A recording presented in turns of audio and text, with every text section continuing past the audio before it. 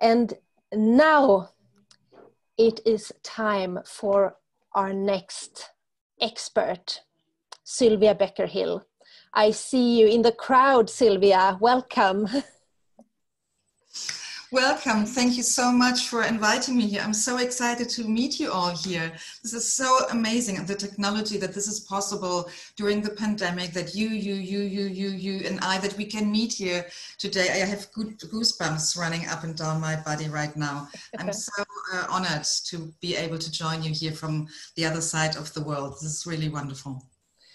Yeah, and another memory that gives me goosebumps, Sylvia, is the first time we met. We were actually both of us lying on the floor in a luxurious hotel in Rome, attending a workshop on radical sisterhood with the three sisters. And we instantly connected on a very deep level. And since then, we have been friends, and I've become your follower and fan. And you are an amazing person that I am very inspired by. You hold a Master of Arts in Philosophy and Linguistics, and you have worked for over 20 years in different corporate Fortune 500 clients all around the world, and you have been a change agent, a leadership trainer, and an executive coach. And today you run the Becker Hill Women's Empowerment School in California, where you live with your family.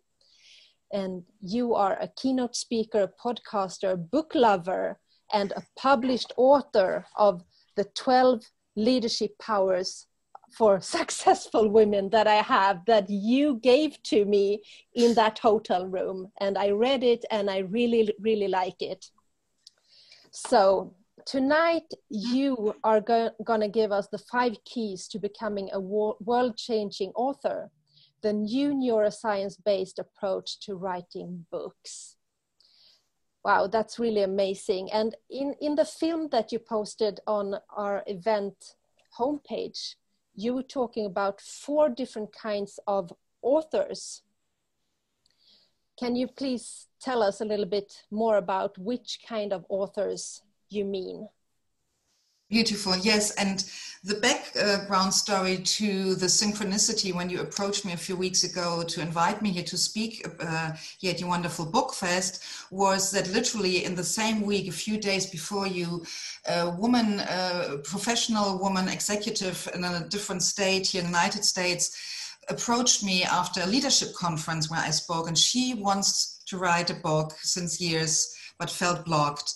And in my conversation with her and in my research to be able to help her, I developed literally the content, and then you came and invited me here. So I believe in the quantum field, and when things synchronicity come together, they are just perfect.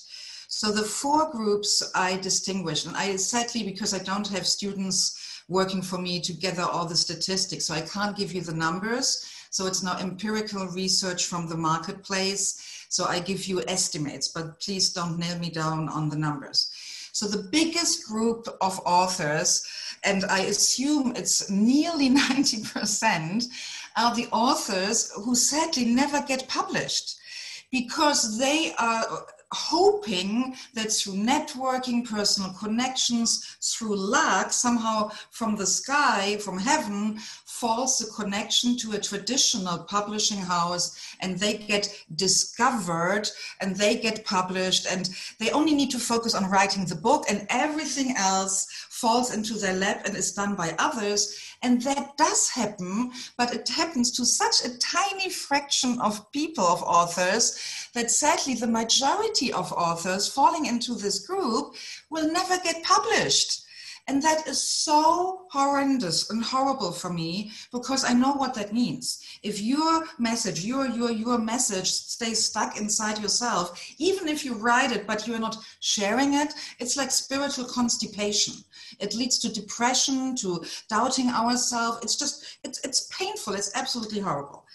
So wonderfully, there are some other groups. So the second group, still big, but way smaller, obviously, than the 90%, and so we take now the 10%, and in these 10%, we have the remaining 2 not so happy group, and then the 4th group in which I want you all to be in, the happy group. So the second group is these are the ones who are not waiting to be discovered, or who are not waiting to send out 300 proposals like here the author from Harry Potter did. So it's this famous story, over 300 proposals, and the 341st publishing house said yes to her. So the second group of authors, they are not waiting for that. They are going a so-called hybrid or modern route of publishing. They either self-publish or they pay a small indie publishing house to do it for them. So they are the courageous pioneers in the industry. They get published, but because they have not put their book into a long-term marketing and communication strategy, the book gets published, yay, which is amazing, but it doesn't reach a lot of people. So they lack the pain of reach. They are not any longer spiritually constipated. They birth their book, but they don't reach so many people. So smaller group, better off, but still not fully fulfilled.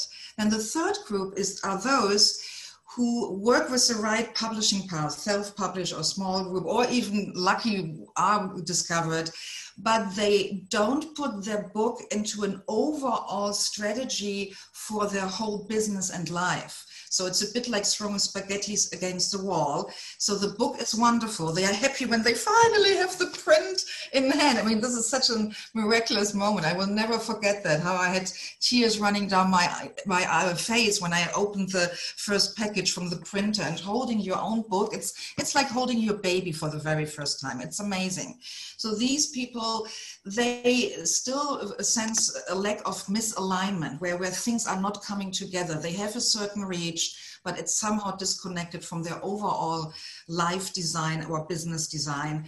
So obviously, I don't want you to be in one of these 3 groups. I want you to be in the group of world-changing authors. This was something you and we discussed, because obviously you can write a book, which is lovely. It's wonderful. It's an achievement for your personal growth.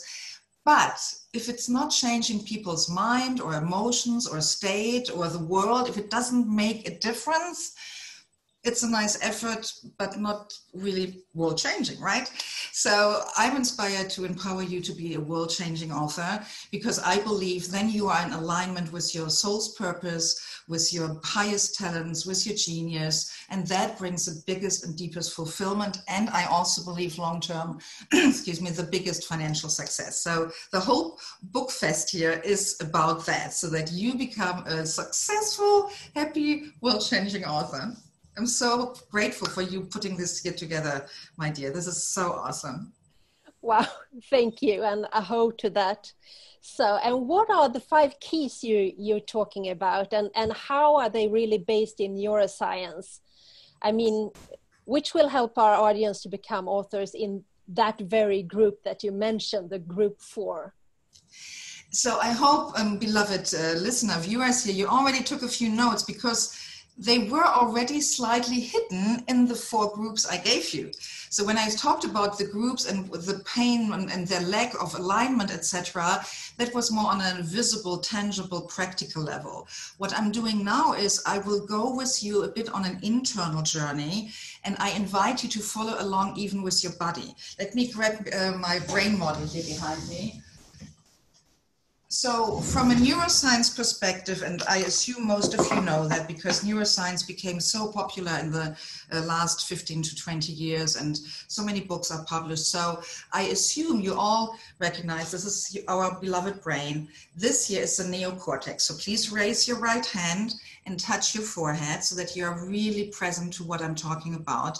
Behind your forehead, your beautiful, sometimes, bangs, hair, skin, and a bit of flesh. And then there's the bone, is the skull. And behind that is the neocortex sitting. And this is the CEO, which makes who makes the conscious decisions in your life. And as an author, this is the part of the brain where you make your strategy and where you consciously envision your future as a published author, etc. So now comes a physical exercise. I do it sittingly so that you can still see me here in the frame of my camera. But if you are safe and at home, I invite you to stand up because it's more powerful when you experience it standing. So I'm pushing my chair a bit further away so that I have more physical space here around me. So either standing or push a bit away with your chair. So imagine your conscious mind is pulling you forward, is like you lean forward with your whole body symbolically, because your conscious mind, you see at the horizon in front of you the vision of your book, baby, of, oh my gosh, and how it will change the world, and your name in big letters, and invitations coming into your email inbox to speak about your book, and orders, 1,000 books for the audience of a conference. You see it all clearly. Your whole body is leaning forward.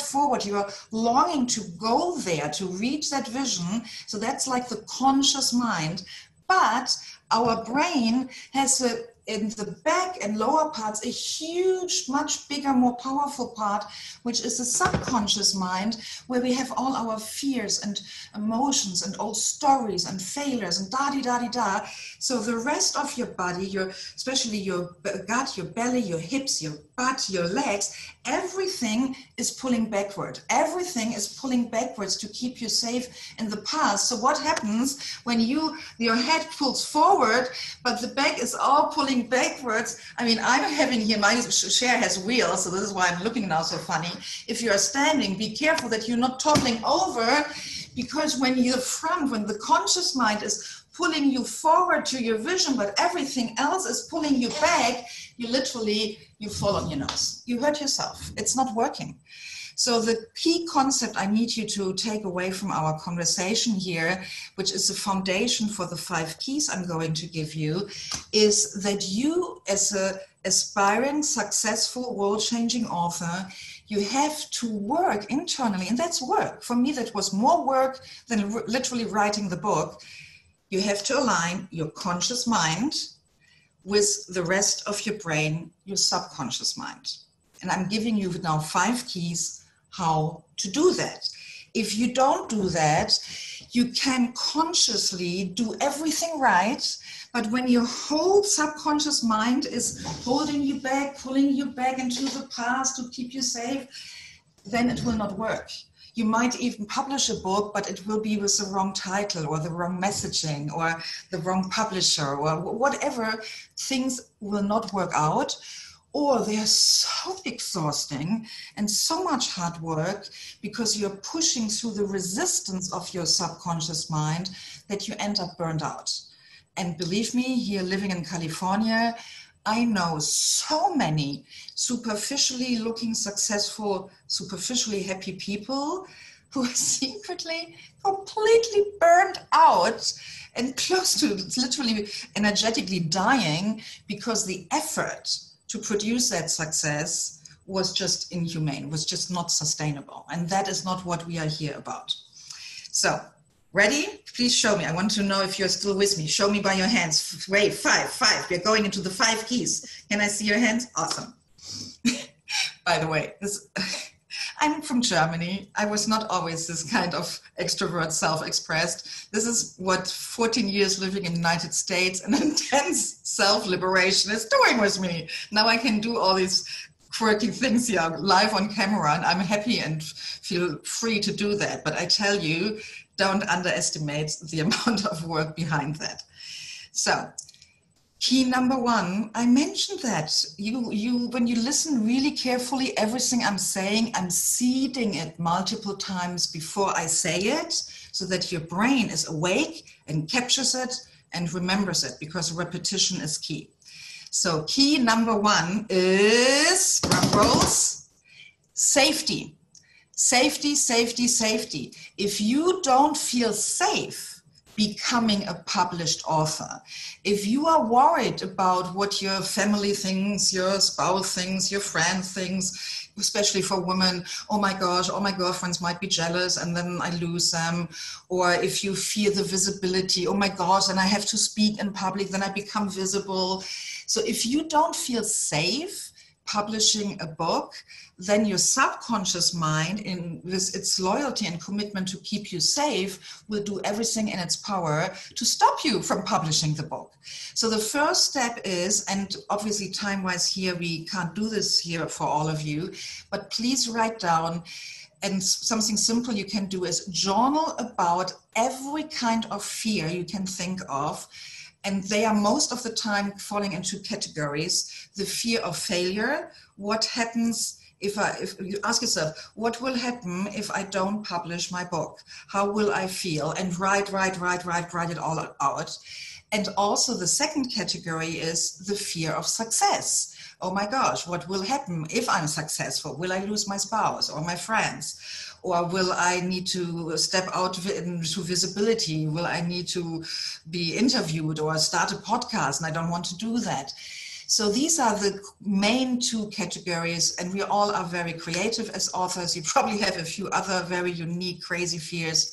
Whatever fears you have, please write them all out, and then use. There are a gazillion beautiful so-called fear release techniques online on YouTube. Work with a coach, or you know it already yourself. I assume here are some experts in self-development. My favorite tools to release fears is either the Sedona method or emotional freedom technique called also tapping or EFT. And now since this year, I'm getting certified in intentional creativity. I use intentional creativity. So these are the three of my favorite ones, but it doesn't matter how you release your fears. The key is you need to get to a sense of safety in writing and publishing your book. That was key number, show me, one. Key number one. Say it out loud. No one hears you, so that your brain remembers it. Safety. I have to feel safe in order to be a successful world-changing author. Key number two. And that I alluded a lot in the description of the different groups. The second key is clarity. You need to be crystal clear about the following things. Obviously, and that's the easiest for most authors. Most authors are super clear about the topic. What am I writing about, right? Because that's so easy. This is where your passion is. You're passionate about your topic and your theme. So that's easy. But now it comes, what is the point of your theme? What is the core message of your theme? What is it what you really want to convey? Because that will distinguish you from all the other thousands of authors who are writing about the same topic. Let's say love and relationships. Hello, how many thousands of books are there? But if you are clear about your unique core message, then that distinguishes you. Then also, for whom do you write? Writing I make it up now, and a love expert relationship book for early 20-year-olds who were never married is a completely different audience and different book than to write for people who had their second divorce behind them, are in their 60s and are looking for their third life partner in marriage. So completely different audiences. And then also the clarity, as I said in the group descriptions with group number 4, how does your book fit into your overall life design and business and everything? So clarity on all these strategic parts, what and what's the core and for whom and how does it fit together? Clarity, clarity, clarity, clarity. And most authors don't spend enough time and brain juice and effort to gain that clarity. And I also recommend that you work with someone here like with you, so that, or other strategists. I'm not sure what other experts are here in the conference, but a book strategy coach is just fabulous to help you with the questions and keep you accountable, and also push you a bit with the nose into your own writing to force you to be crystal clear. Because there is a superficial, oh yeah, I know, and then there is real success clarity. So you need to get to that. So that was key number 2. So let's repeat. Number 1 is safety. 2 is clarity. The third one is motivation. At the start, every author is motivated, otherwise they wouldn't start. But there will be times in the whole process of writing and publishing which is grueling work, or you get stuck and you have writer's block and you go blank, or some things don't work out, your editor and you have a conflict, or the cover is not to your liking, the first draft, whatever. There will be moments of challenges. And if your motivation is not strong enough, again, your subconscious mind will draw you back into your old ways of not being published, ways of being. So motivation over time needs to be there, and it takes some work. So how do you stay motivated? From a neuroscience perspective, motivation comes through alignment. This is what I tell you here the most: alignment, alignment, alignment. Motivation comes from the alignment with your values. What are your values which are driving you to be an author and not pursue another project or another career? What values are touched or transported by the topic you are writing about? It's your values are your inner drivers who get you out of bed in the morning to write while your children and husband are still asleep. It's the values in you which want to be expressed, which will guide you in choosing the right publishing path with a classic publishing house, indie publishing, or self. The motivation is there when you align your whole project with your values. That was key number 3. So we have number 1, safety, number 2, clarity, and number 3, motivation. The fourth one goes now a bit into what Californian, or what my husband calls here the Californians, a tiny bit into the woo-woo domain, into the spiritual realm, and I don't want to step on anyone's toes. So whatever your religious background, if you're an atheist or a Roman Catholic or Jew or Muslim, it doesn't matter. There's something, even the atheists, even though they don't agree with that, they all go into science, but in my perception, then they turn science into the divine and put that on a pedestal. Whatever, I believe we all believe in something bigger than ourselves. And that is kind of the bigger context in which our life happens and our book will be born. And from that bigger context comes the key number 4, which supports the brain alignment between your conscious mind and your subconscious mind, which is inspiration. And I love this word because it comes from the Latin verb inspirare, which means literally breathing in the divine spark of ideas. So, I mean, literally every time you breathe in life, you breathe in the fact that there is something bigger than you which keeps you alive. I mean, hello, who is making the breathing? I don't believe that I'm breathing. Whatever it is breathing you, and that it is writing, typing through you, your book. So for me, inspiration and using that on a neuroscience basis to create the brain alignment means to be aware. And that is internal ego management. If you write your book from an ego thing, oh, I want to be a published author, oh, it feels so cool and I'm so vain, I want my name on a book cover printed out, all fine and good, but that doesn't really lead to sustainable, long-lasting success and deep fulfillment. This year, inspiration means you manage your ego and you remind yourself, this book is not about me. This book is so much bigger than me and my goal to have a bit more revenue or have a big business card to get into speaking gigs and on speaking platforms. Inspiration means to put yourself and the book project into the bigger context and framework that you are a vessel, a channel for the message you are conveying through the book. That is key number 4. So we repeat, we have safety, clarity, motivation, inspiration, and I have here 3 more minutes, I think, to get to key number 5. Oh, that's so beautiful, especially for us women. Connection, connection, connection, connection. There is this old mythos of this lonely sitting in the cold, dark attic, tiny room at the tiny desk, mainly male author, because historically it were mainly men which were published. And there was this phenomenal movie you hopefully all watched 2 years ago, I think it was it Glenn Close or Meryl Streep? I always mix these two up. The Wife, where there's this author who gets a Nobel Prize for literature, and in reality, well, I'm not want to give the movie away, but watch it. My point is, throughout history, it was mainly men being published. So there is this mythos of this lonely, handsome guy with a beard in the attic writing lonely and handsome his lonely book. So for women and our brain to feel the brain alignment, this so doesn't work. We need connection. You need to be connected with a community, like here through the Bokfest, with the community of other authors. If you are not already a member of any kind of Facebook author group, start your own, find groups. Here through you, my dear, I assume you have a gazillion resources for your participants here. You have to have a community with other authors. And the most brilliant trick here, if you only implement this one thing, this will change your career as an author. Connect with your readers.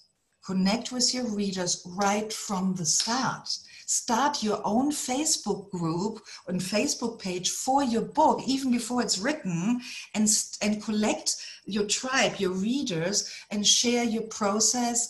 Give them polls and voting for the title, and make live readings for a chapter, get their feedback. Tell them that they are part and co-creating with you. They are co-writing through the feedback and engagement the book with you, and stay in connection, especially for women. And this ties now back the key number 5 into key number 1. Women feel safe in community, safer than in isolation and loneliness. This whole isolation, loneliness, lonely hero myth is based on the patriarchy and lots of storytelling where a man is the hero. But I see here most of you are women. And if there is a man watching, please forgive me. It's nothing I'm saying against men. It's just that I know what women's brains need, and that is the connection. And from having read so many books from men and women, I know it on latest page 5. If the book was written in the lonely echo chamber where the author was only talking with him or herself, or if the book was written in connection with the market, with the audience, with the reader, it's a completely different tone, it's a completely different language, and I, the reader, feel addressed and connected with the content and the author, literally from page latest, I hope, I mean, it's a good book on page 1, but latest page 5, I know this is written for me and not just an egocentric, oh my gosh, I nearly said masturbating kind of thing on paper, but I didn't say that. I just nearly, but I thought it. So that is key number 5, connection. I run through them one more time. Key number, and say it out loud. I want to see your mouth. I don't see mouth moving here and no fingers. Come on, don't let me work here alone. Key number 1, safety. Key number 2, clarity. Key number 3, motivation. Key number 4, inspiration. And come now, yell it at me. Key number 5, connection. Now I saw a few of you engaged. Thank you so much. So we are not yet fully finished, but these are the 5 keys. Here, my dear, go ahead. Thank you so much, gosh. You really pump this energy up to the roof. I see that I'm coming out of bed. I'm having a good night's sleep behind me. You are already in the evening and you have a long day behind you. Oh, thank you so much. And I see that we have a question in the chat with what was the name of that film, and it was already answered by some of the other participants. It's the writer, the wife. Yeah, yes. The wife. But Sylvia, I know that you recently underwent a deep transformation regarding freedom in your creative self-expression as an author and painting artist. What happened and what made that possible? Can you tell us a little bit about that? Yes, so I have gazillion books in my mind, and one already written and printed in one of my folders here to 80%, etc. And I also, when I was much younger and as a teenager, I always wanted to be a painting artist, and life happens. And to make a long story short, I was pretty exhausted, burned out, blocked last fall, winter, after 2 difficult years with my parents, caring for them globally. While they were aging and struggling with dementia, and had to bury my dad, long story. So I was looking for something to nurture my creative self, to liberate my creativity even more, because even though I was already very confident and self-expressed, I still felt there was some kind of lid on me, which I wanted to lift off the lid. Let's lift off the lids. I love that metaphor. So I found a school here in the United States called Intentional Creativity, or that's the method. The school is called Musea, with Sophia, who is now my mentor since January. And I'm getting certified in the next weeks in intentional creativity. So it's a method which is totally aligned with neuroscience, which is my passion, and it liberated my art. I shifted my leadership coaching business. I have now in the moment sort of 2 businesses, but I'm merging them now and bringing art and intentional creativity into leadership training. And that's phenomenal. I mean, this is one of my newest paintings. It's not finished. After we stop chatting here today, this goes back into my studio to finish it. I'm surrounded with paintings, and I'm offering now also online for leaders in corporate, nonprofit, and for creative beings, because I believe creativity is our birthright. I believe everyone is creative. Everyone has a different style of expression. But for me, again, this is a bit the woo/spiritual aspect. In every religion, the God or the divine is called the creator. I believe when we create, and if it's cooking for our family, or if it's painting a painting, or if it's writing and publishing a book, when we create, we are the most aligned with this divine spark in us. So I'm living now intentional creativity. For me, it's now a lifestyle where every day is just infused with creative outlets. So I'm writing again a lot. If you could see in my office, I have my big easel here full of stuff and sticky notes and paintings and books and art. So intentional creativity is now my lifestyle, and I'm with the pandemic, the in-person offers is a bit more challenging. So I do tiny, small groups with social distancing here in my outdoor backyard. And I also do now online classes in intentional creativity with different focus on different themes. And do you want me to talk about what I have prepared here for your participants? Yeah, please. I know that you have a wonderful offer ready, so that more of us can experience this technique that you have learned. Yeah, because I just know from my experience and talking with so many other authors, you will run into difficult moments where you have either writer's block, where just you are blocked, you can't write, you don't know what to write next, or you are still in a good writing flow, but you get stuck in your mind, in your head, worrying about the whole publishing thing and marketing and financing it and money and all. So we all have these moments, I call them the stuck moment, where we just stuck. Yeah, there's stress, and the neocortex, the conscious mind and subconscious mind, they are not any longer aligned. So next Friday, and all my classes are in California morning time, because being German, I have quite a loyal followership in the German-speaking countries, Central Europe. So obviously for you, time-wise, this is perfect. So it's literally the same time we are talking here today. Next Friday at 9 a.m. Pacific time, which is 6 p.m. your time. And no worries if you can't join live, you would get a recording. It's a class, it's an intro class into intentional creativity, where I teach you a tool. Oh my gosh, the tool is so simple, and the final tool, when you learn it, takes maybe 5 minutes. I use a whole hour for the whole class to prepare your brain. So because the brain learns better when it has a context and understands what it is and why you do what I'm teaching you to do, da-di-da. But ultimately, the class is called The Big Shift, because I'm teaching you one tool where as an author, you just need a pen and a piece of paper, just one piece of paper and a pen to get unstuck, which means either when you have writer's block or you get stuck in your head and worry too much about other aspects of the process, you will use that tool which I'm teaching you. The class is called The Big Shift. It costs normally $29, but I wanted here to give you something. My system doesn't allow my shopping cart to do free things, then the automation of Zoom invites, etc. doesn't work. So I created a code where you get $20 off, and then you just pay $9, which is literally just covering the administration for it. And I hope you join me. I give you now the link, and maybe you can type it into the chat box. Yes, I just typed it into the chat box now. Yeah.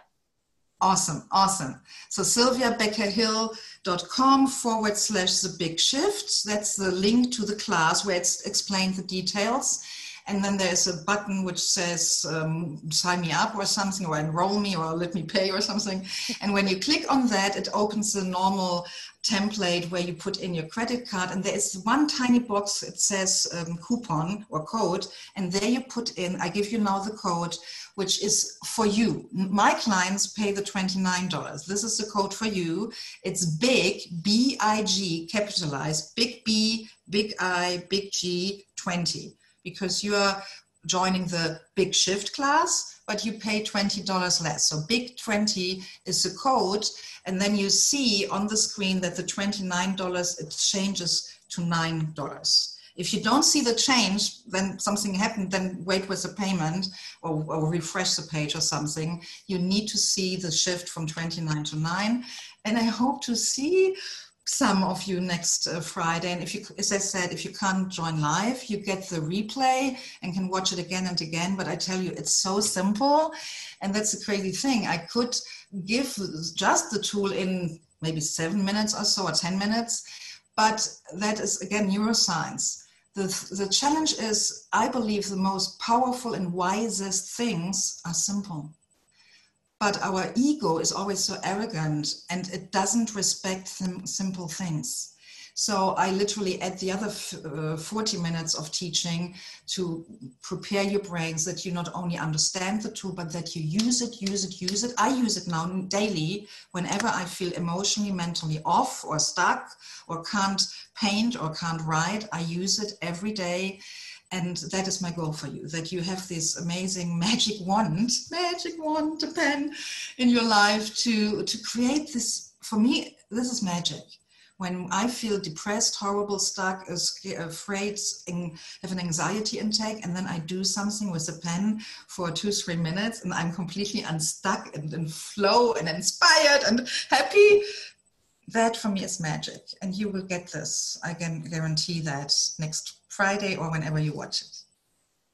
Wow, thank you so much, Sylvia. And do we need to prepare in any way to join your workshop? No? It's like here, it's Zoom, yeah. So you get, when you pay, the confirmation email, and then you get a reminder email, I think on Thursday, 24 hours, and then 15 minutes, just the usual Zoom thing. You just show up with a pen, piece of paper, maybe a bit of water so that you stay hydrated, but you don't need to prepare anything. You can be skeptical, you can be critical. That's a cool thing. Real tools which really work on the neuroscience, on the design of the brain. You don't need to believe them that they work. They work because they work on a neuroscientific, biological, real material level. So the method works even if you are the biggest skeptic under the sun. And this is why I love it so much. It's science-based. It's not woo. I promise you, it's science-based, not woo. Perfect. I'm a big lover of woo-woo too, but I love science as well.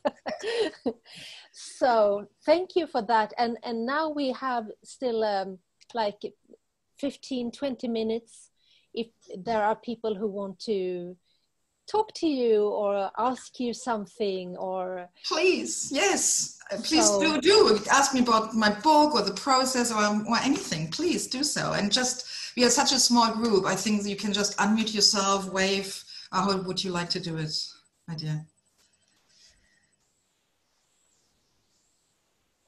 Anyone? I can start with a question that I really wanted to ask you when you wrote I mean, you did that magic with the title. You are really a master of creating titles. And you, in your title, you say that you work with the new neuroscience. And what is really the new neuroscience compared to, like, is there even an old neuroscience? Good question. So first of all, from a marketing perspective, it's neuroscientifically proven that the brain wakes up when it hears the word new. So there was part of me, and I'm here very transparent, by adding the word new, I knew the word new will wake you up, because the brain has a sensor for newness. The brain hates to be bored. The brain is like a truffle swine, smelling, where's the new stuff? So from a marketing perspective, that was a bit just tricky. What is new is, I mean, I told you at the start, literally, these 5 keys, I developed them new here for you. In the week we both connected, I developed these groups before we spoke, and then we spoke. And because of the title, I then did my research and analyzed and created the 5 keys. So this is literally new. You are the very first, this is a premiere here. This is a world premiere of the new 5 neuroscience-based keys for world-changing successful authors. And you were part of it. Wow. So at new, when you do anything, speaking about your books, your projects, I mean, it needs to be, it's not allowed to be a lie. I didn't lie, it is new, it's factually new. So use the word new and then make sure you deliver something new and be your word, and that makes your marketing more successful. Thank you, Sylvia. And so do we have any other questions? Otherwise, I always have more questions. Good, because seriously, ladies, I don't bite, even though I'm sometimes a bit energetically too much for some people. I don't bite. I can pull myself back. I can be gentle. This is your opportunity. My corporate clients pay a ton of money to be able to have one-on-one time with me and ask me questions. So come on, use this. You can ask me anything. I have the freedom to answer. Ask a question. Yes. Do you please. hear me? Yes, I can hear you. Hello, Hi. my name is Eva. You talk about the word new, and I wonder how important do you think the title for the book is? Oh gosh, What do you think the title sells the book. The title Yes. sells the book. The title is the most important piece of content of the whole book. Seriously. Okay. The book can be magical and powerful. If the title is blah and boring, no one will read it.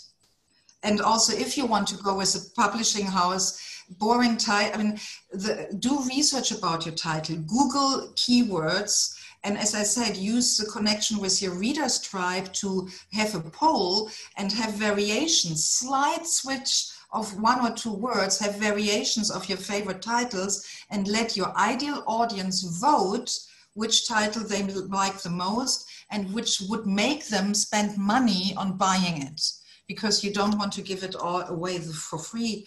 So yeah, the title is crucial. Title makes and breaks a book.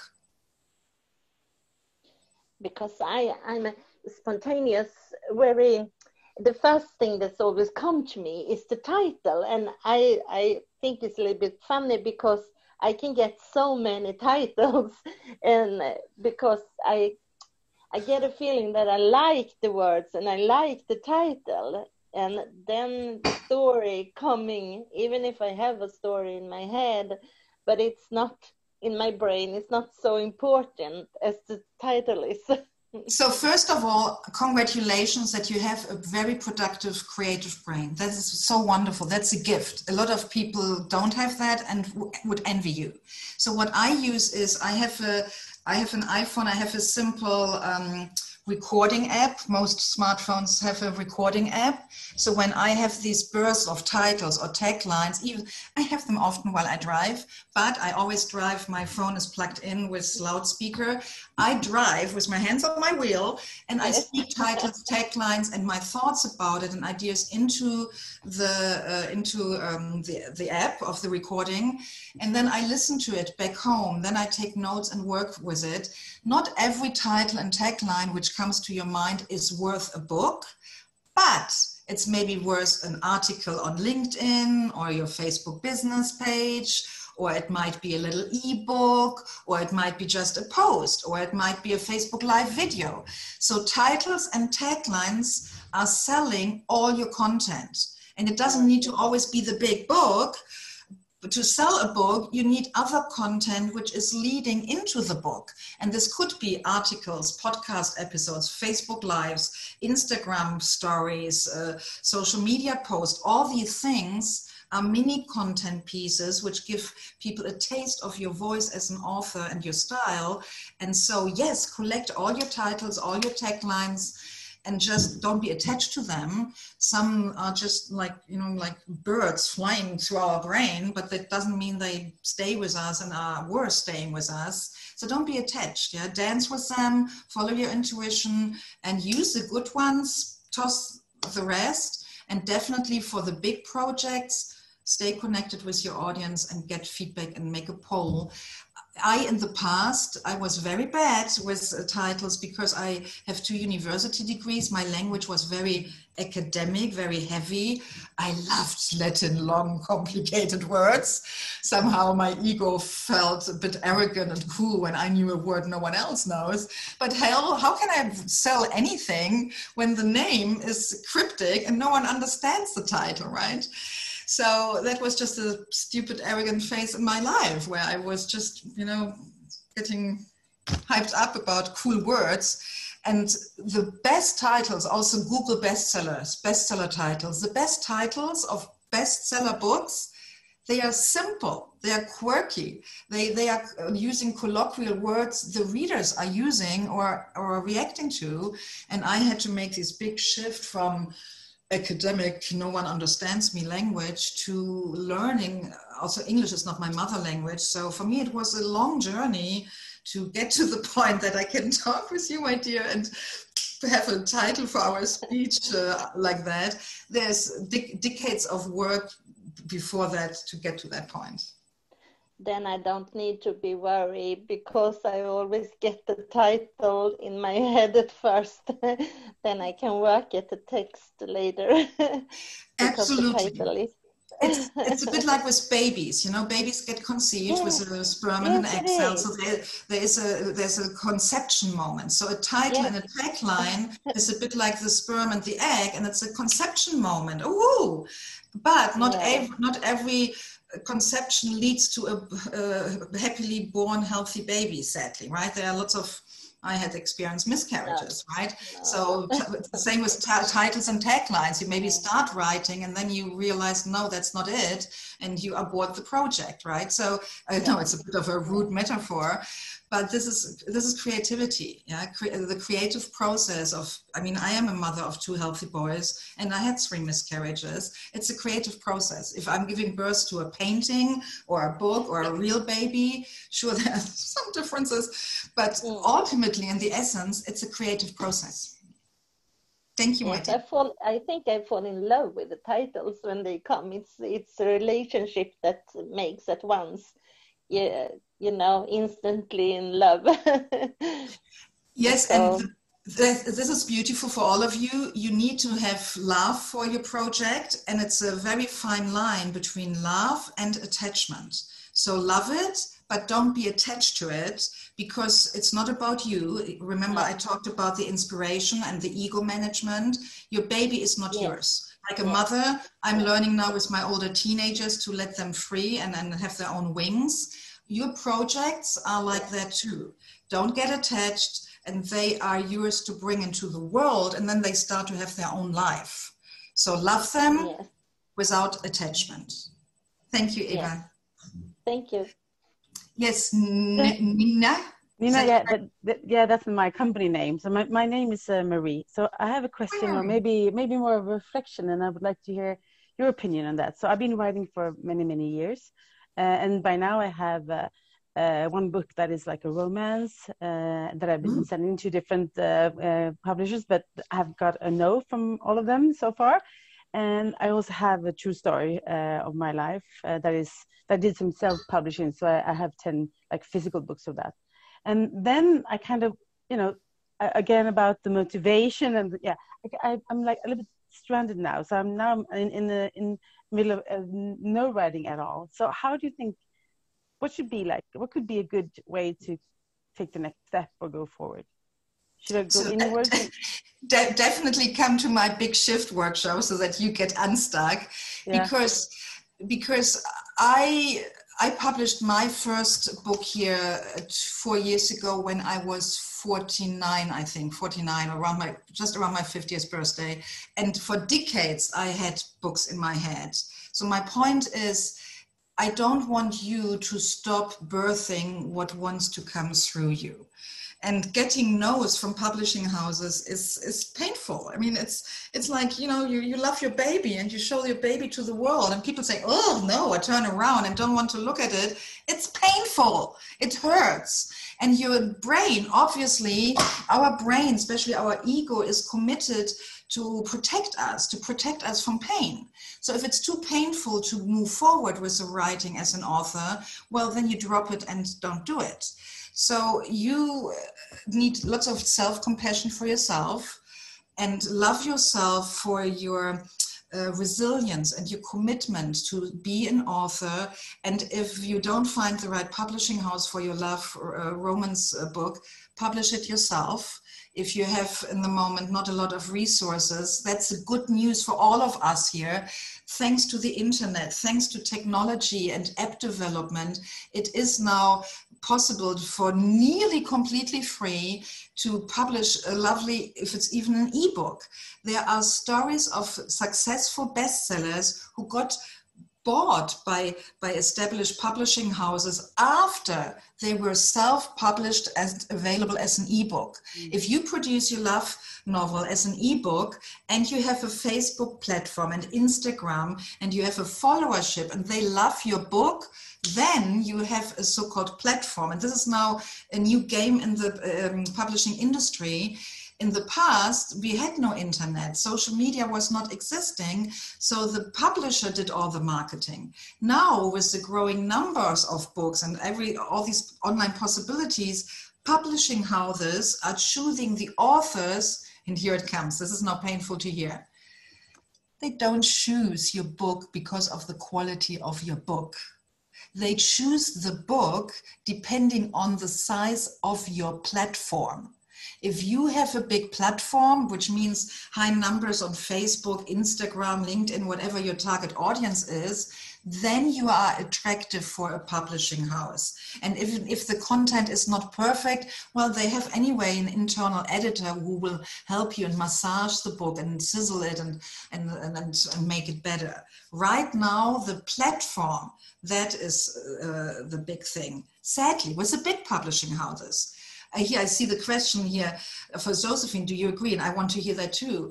I personally don't like that. This is why I say don't go with the established old big publishing houses and work with an indie publishing house or publish yourself with all the other ways.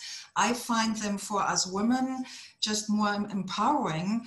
And if you get then later discovered and someone buys your book, fine. And also this is something I want to hear how it is in your country, Josephine. I hear this book is a hybrid book published, which means I paid a publisher to help me with all these professional aspects from editing and getting it published. But the key for me, why I did that, for me personally, I don't say this is the right path for everyone, is I wanted to keep the ownership, the copyright of all the content, because that way this year I have a podcast where I read one chapter as an episode. So the whole book is now an audio podcast book as well. I develop courses. And so my point is, and that has to do with the clarity, key number 2, what is your overall strategy with the book? And I personally find it more empowering when I own the content. So I don't even want an established publisher to publish this book. That doesn't mean I wouldn't be happy to be discovered and have one book with a publisher, but I would be careful not to put in the content in that book, which I want to sell in courses and coaching and speeches, etc., etc. So that's the thing. So Josephine, what do you say to what we just discussed? Yes, I do agree with you, Sylvia, that it's actually impossible for any publishing house to sell a book for an author who is not participating in the marketing and the sales and being available for the readers, unless you are already an established author. And the traditional publishing houses more or less only work with authors who are already published and already like established as a writer. So if you are first time writer or haven't been published yet, so then it's very important, like you say, that like your number 5 in the 5 keys about the connection, about the tribe and being available. It's also one of the biggest trends in publishing, and especially in hybrid publishing, that the author is not the lonely, handsome stranger in the attic, as you mentioned before, but it's like a person who is available, who can sit in a video conference and talk about how they write or why they write and what's in their book, and like wanting to share their message. And so I think you're perfectly right. And then of course it's not only about the title and about marketing, it's also about having a good content and something like writing a book that somebody else cares to read. Of course. I want to go back to you, Mary, and to your question. So, because I felt I went with my answer a bit away from your core question, because it was about you and how to get back into the writing, Mary. Is that correct? So, from the 5 keys I taught you today, where did you feel in your body some kind of resonance where you might have not paid attention to? Because these 5 keys, I repeat, safety, clarity, motivation, inspiration, and connection, they help you to stay resilient in the process, to keep writing, and to be an author in a sustainable way without burning out. So when you say that in the moment you, and I'm not quoting you exactly, but this is how I remember it, that you are not in the flow, yeah, that you are out of it. So what do you think from the 5 keys could be for you right now the one which turns this around, where you get the energy back? Which one is that?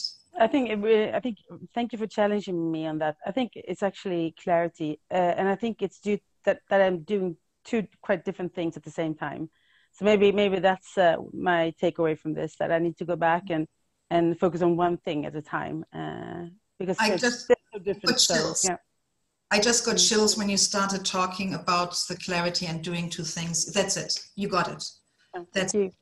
Yeah, you're welcome. And that is for all of you. Yeah, I mean, I'm not teaching these 5 keys as a theoretical concept. You can use these 5 keys to self-coach yourself by just checking in again and again when you feel stuck off or something is not working, that you ask yourself, what of the 5 keys are in place?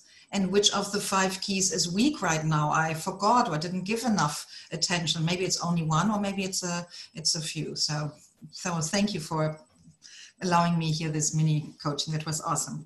Great example. Absolutely phenomenal. Wonderful. Happy for you. I'm looking for, I love romance novels. Oh my gosh, yeah. So I hope I will see it. Will you write it in your mother language or in English?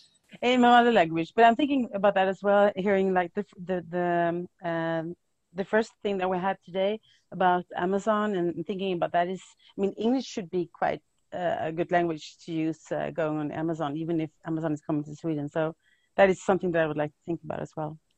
Okay, awesome. Well, because then I will be able to read it too. Yeah. So thank you very much, Sylvia. You're so welcome. Who's next? We have a few more minutes. I would also like to ask something. Yes. I have to be honest, and I'm one of those who my motivation is more about the inspiration.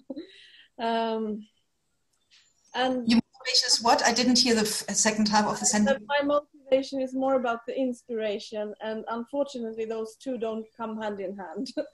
So how do I balance that? Because I am really not I'm not so motivated by I think I have a story. I think I have something I want to tell. But this with the running after followers and marketing is really like a inspirational killer, really. I hear you. I hear you. It was for me a long time too. So close your eyes, if you don't mind. Close your eyes, and I do it too. Let's do a little research inside yourself, if you want to. You don't have to, obviously, and everyone does it too, because what she's talking here to is a very tricky thing, how sometimes, sadly, the lack of motivation can even kill the inspiration. So, my dear, I would like to know a bit more about your inspiration.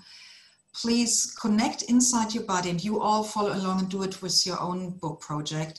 Please connect through your breath inside your body with the inspiration for your book project. And I apologize, I have some noise here from my family in the background. When you feel connected, Karina, with your inspiration for your book in your body, please nod or raise your hand or tell me that I know you can sense it. And that's for all of you. I see some nodding, perfect.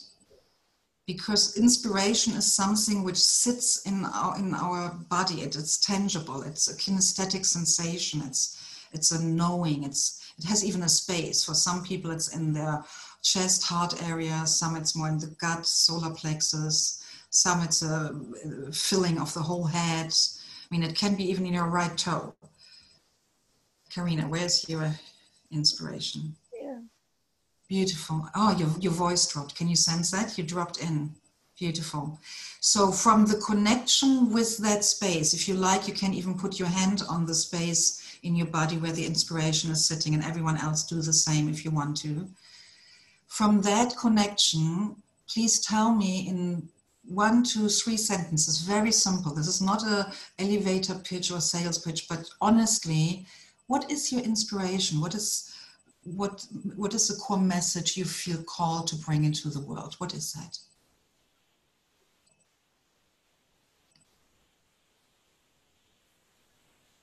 Oh, that's very difficult to because it's so big. Okay, say it. It doesn't need to be perfectly formulated. Just give me a few pointers. What is it? No, it's about divine inspiration and walking one's path, just being in alignment with what is. So, Beautiful. And that's what I say. It's for me. It's more like it's very difficult to align that. With stop! Don't say stop! Stay connected. Stay connected. Every one of you, stay connected. What you just witnessed is so typical. Our mind, our ego chatter comes with all these stories and arguments why it's difficult and blah, blah, blah, blah. Stop it.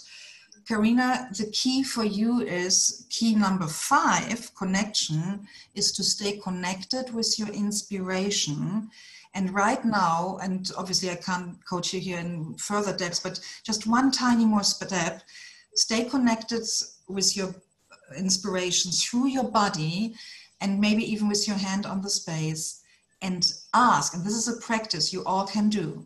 You can ask your inspiration residing in your body about your motivation. You can ask right now with the hand on the space in your body. It's moving. It's beautiful. Perfect. So just follow it. Put your hand where it's now on your chest. Ask your inspiration in your way of asking the question. Something like, what do you want me to do? Do you want me to write this inspiration as a book? Maybe your inspiration wants you to do something different. Maybe it's not a book. Maybe it is a podcast. Maybe it's painting. Maybe it's preaching. Maybe you are a priestess. Maybe it's about founding a church. Maybe it's about singing, creating songs. I don't know, but you know your inspiration, what it wants to do. And Karina, you don't need to share, but you can. I have a waving here from our host. We have to move forward. But that is my suggestion for you. Stay connected with your inspiration through your body and ask about the motivation. Motivation is from movere, which means moving. Maybe it is not a book, maybe it is a book, but yeah. Does it make sense? Does it help you, sweetheart? Yeah, yes, it does. It does. Awesome. Can I see some faces, some thumbs up or nodding? Did that make sense? Could you follow along? If you heard or felt something or had an insight or a shift, please share here in the chat box so that we know what you took from that. And I'm giving back here to our lovely host. Thank you so much, Sylvia. Wow, that was so exciting to like experience your coaching real time. It was, I could just go on for, hours. Thank you so much. And I really hope that some of our audience will have the opportunity to join you on Friday in your workshop and with your super special offer. So thank you so much, and thank you for bringing all this energy in here tonight. And I wish you a wonderful day in California. And thank you, everyone. Thank you, and see you later. Expert here. Bye.